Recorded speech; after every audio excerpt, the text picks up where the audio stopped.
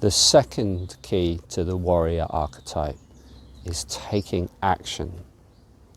By stepping forward and doing the things that we know in our heart we need to do on a daily basis, and it can be little things, it builds an energy within us. It actually connects us with the energy of the warrior archetype, and then we're more able to apply that in our lives.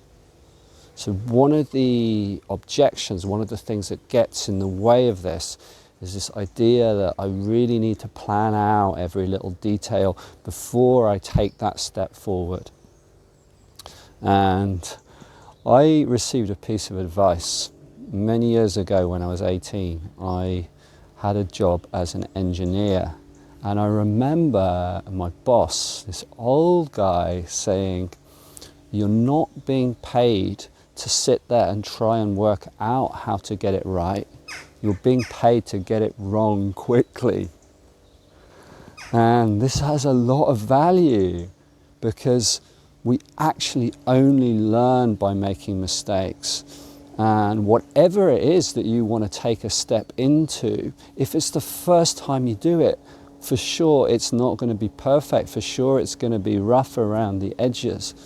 But you don't really learn. You don't really learn to become a good therapist. You don't really learn to become a good musician. You don't really learn anything without actually stepping and putting yourself out there. And then as you're putting yourself out there, you learn the skills. So I'll leave you with the words of my friend Linus. I love this phrase that he gave me a few years ago, which was ready, fire, aim.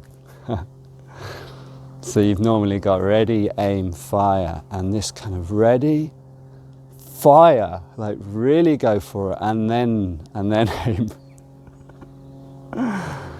So of course I'm not saying that you should take haphazard and stupid actions. It's not a good idea to book a whole retreat centre for a week if you've never run a workshop before, or back yourself with thousands of pounds of marketing if you're only just setting out. But there's something about really acting in what you know in your heart is a step that you need to take. That is an absolute key to living this energy in your life.